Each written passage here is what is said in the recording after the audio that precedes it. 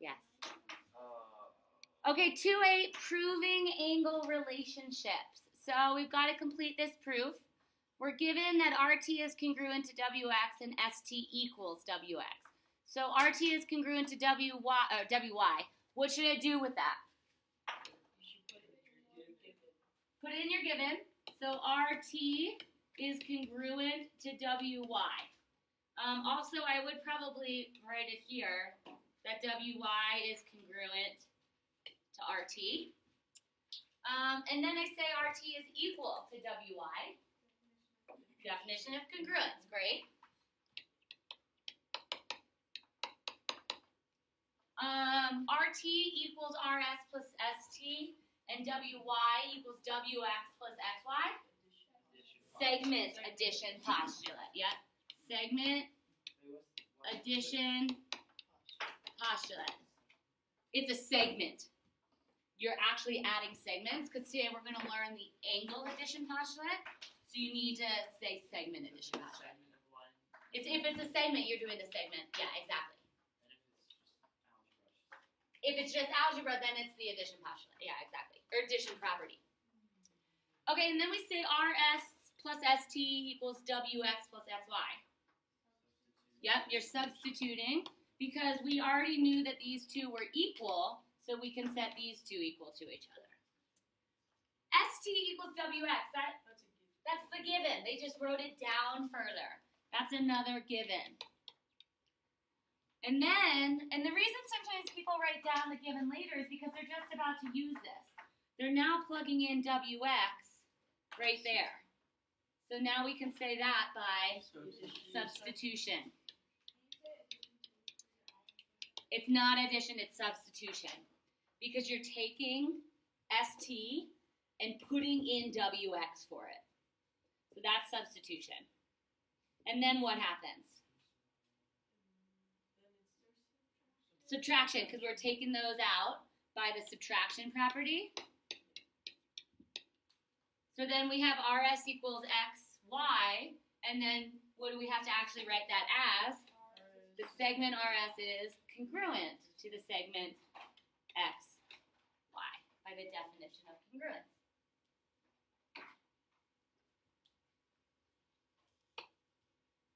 I have a handout for you. I have a bunch of handouts, I think, today.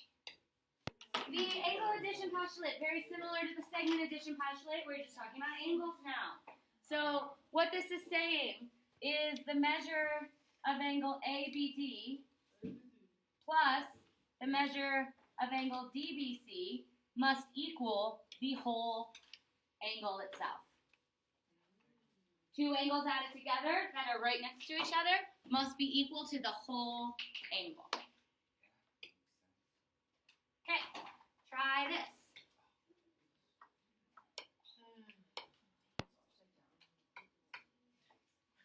Yes, great job. We should have done C. Because, right, we know the whole thing is 162. And if this one is 58, how are we going to find the other one? 162 minus 58. Okay, I have this handout also. But let's just go over these. I don't have this handout, but let's look at them. Supplement theorem. If two angles form a linear pair, then they are supplementary angles. Have we learned that? Yeah. So now you can say it in a proof by the supplement theorem. Okay? So if angle 1 plus angle 2, or the definition of supplementary, angle 1 plus angle 2 equals 180 degrees, you can say that by the definition of supplementary. And then the next one is the complement theorem. So if two angles form a right angle, then when we add them together, what does their degree? 90 degrees. Okay, so we've got the supplement theorem and the complement theorem. So this one is sometimes called the linear pair postulate. When you have a linear pair, guys, stop flipping them, please. When you have a linear pair, it has to equal 180 degrees. Does anyone need more time here? Yes, okay.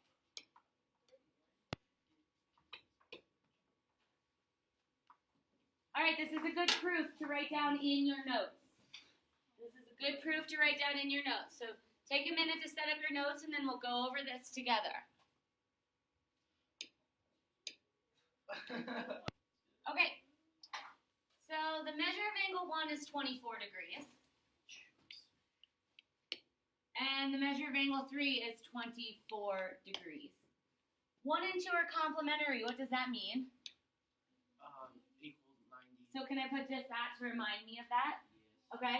And 3 and 4 are complementary. And we're trying to prove that angle 2 is congruent to angle 4. Do we know that just from knowing that? Yes. Yes. So let's prove it. Okay. So what are we going to start with? Given. So instead of rewriting it, I'm drawing that down just for time. And then 1 is our given. You can do this on your quiz, but not on your test. I mean, you can do this in your homework, but you can't because you have to write down your homework anyways. Yeah. But if you write out the problem, I'm okay with that on your homework. And on your test, I want you to write it out. Okay? So we did that, and we've written all of our stuff. Okay, so where do I need to go from here?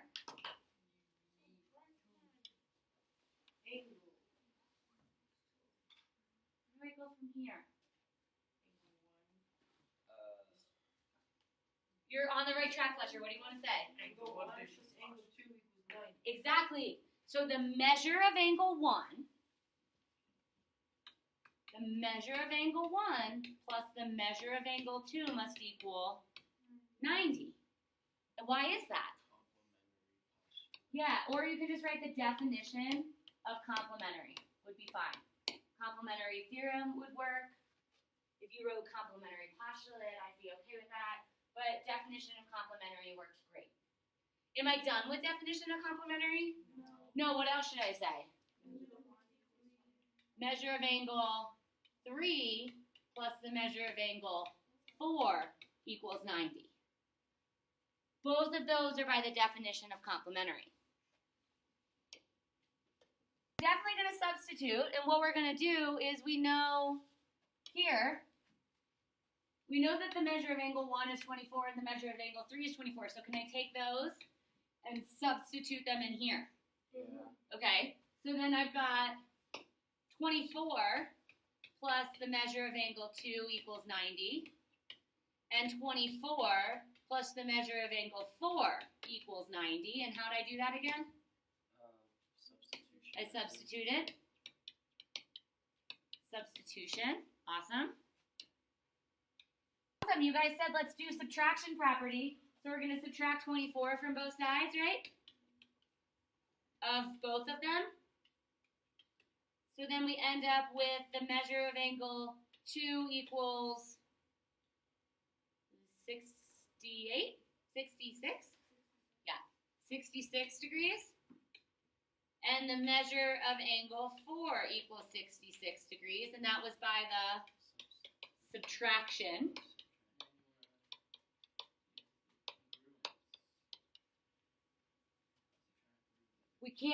We not congruent yet. You could do transitive, you can also do substitution. Either of those work because, right, these guys are the same. So we can say that the measure of angle 2 equals the measure of angle 4 by either substitution or transitive. We're not quite done, but we're almost there. What's our last step? Congruence.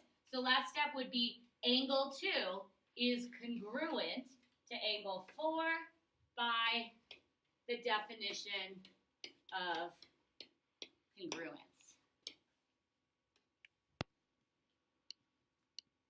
This I have your handout for. Nope, I don't.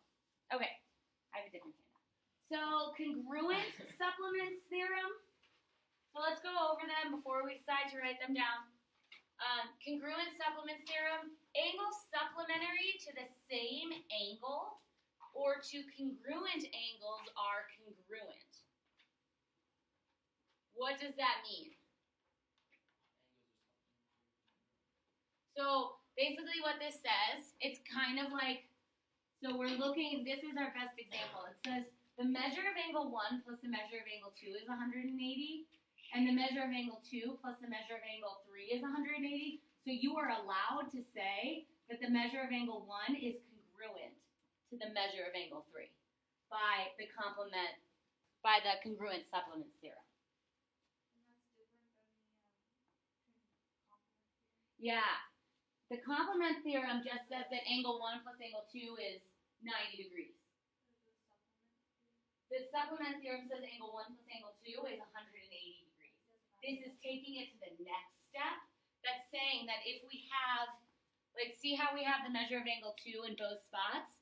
So you're allowed, it's kind of like transitive, but it's called the congruent supplements theorem. Then you can say the measure of angle 3 and the measure of angle 1 are congruent. You can skip that step. And it's the same with the congruent complements theorem. So the measure of angle 4 plus measure of angle 5 is 90, and the measure of angle 5 plus measure of angle 6 is 90. So then 4 must be congruent to 6. And this is just the proof of that. That's why you're allowed to say this, because it's already been proved.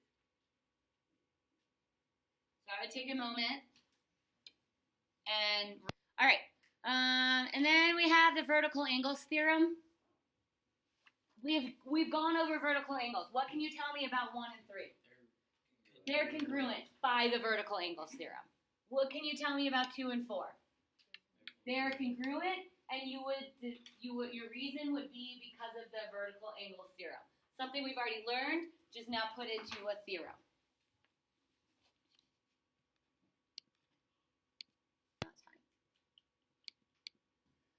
All right, proofs. Let's just do this proof together. So you guys just pay attention up here.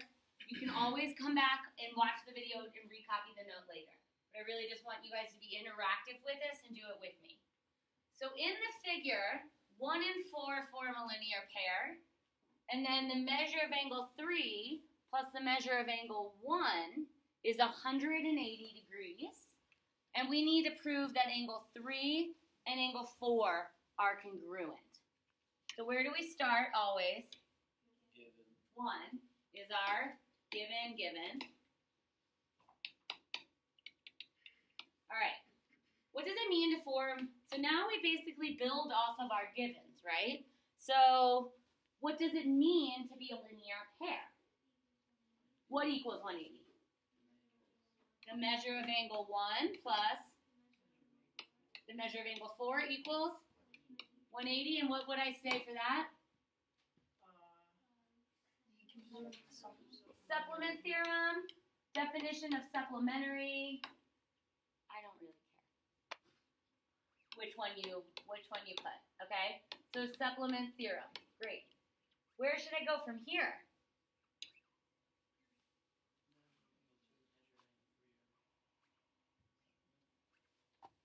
We don't know anything about the measure of angle 2 yet. But what's our other thing?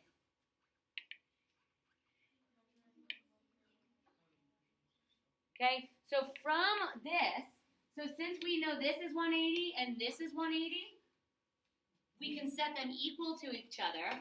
So we can say the measure of angle 1 plus the measure of angle 4 is equal to the measure of angle 3 plus the measure of angle 1 by substitution.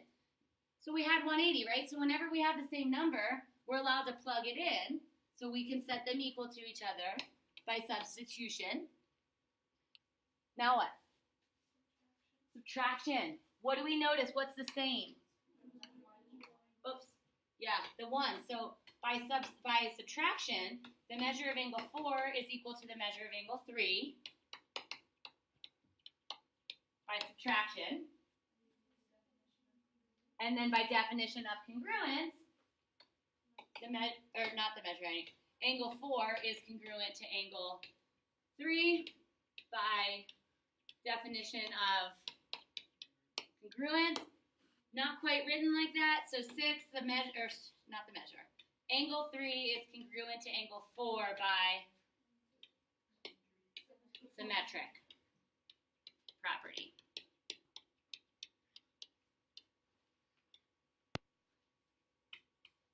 Okay, We're going to do this one together too. Actually, yeah, let's just do this one together. So if 1 and 2 are vertical angles, and the measure of angle 1 is d minus 32, and the measure of angle 2 is 175 minus 2d, find the measure of angle 1 and the measure of angle 2, and we're justifying each step. So what do we need to start with? Given. Our given. What are our givens? Angle 1 and angle 2. So we have angle 1 and angle 2 are vertical. We know the measure of angle 1 is d minus 32. And the measure of angle 2 is 175 minus 2d. So all of that stuff is our given. Where am I going to go second? And why can I set, first I've got to say they're congruent. I can't set them equal yet because I have to prove they're congruent first. So I have to say angle 1 is congruent to angle 2 by what? Vertical angles theorem. And then what am I allowed to do from there? How would I set them equal to each other? Not yet. Angle 1 The measure of angle 1 is equal to the measure of angle 2. Definition of congruence. Now I can do d minus 32 equals 175 minus 2d by substitution. And then I would just solve. So then, what's one step I could take first? Add 32 to both sides. So then you've got d equals 207 minus 2d. But wait. What was this? Oh. Addition prop, right? And then we have to add 2d. So 3d equals 207. That was again by the addition property. Divide by 3. So we get d equals 69. And that was by the division. Am I done? What do I have to do? Substitute it back in. So we've got to take the d, substitute it back in to actually find out what the measures are. So then you could say for 8, the measure of angle 1 equals, when we plug it in, we get 37. And then the measure of angle 2 equals 37. What are you doing? You're taking d and you're plugging it back in, so that's going to be substitution again. Sorry, that was a little messy. Okay, we're not done. Yes, question. So if it was a positive 2D and okay, this is a handout, and we'll go over it real quick. Basically, it's just all your perpendicular and your right angle theorem. So basically, anytime you have a right angle, there's a lot of things you can say using the right angle theorem. And they're all these things. So perpendicular lines form to form 4 right angles. Does that make sense? That's a right angle theorem. You don't need to memorize that it's theorem 2.9. You could just say right angle theorem. Are all right angles congruent? Yeah, that's the right angle theorem. Are perpendicular lines form congruent angles? Makes sense. If 2 angles are congruent and supplementary, then each angle is a right angle. So that means if we add it to 180 and we're congruent, what does each angle have to be? 90. Again, the right angle theorem. If 2 congruent angles form a linear pair, then they are right angles. This is just basically saying the right angle theorem is anytime you're using right angles, you're going to be using the right angle theorem, pretty much.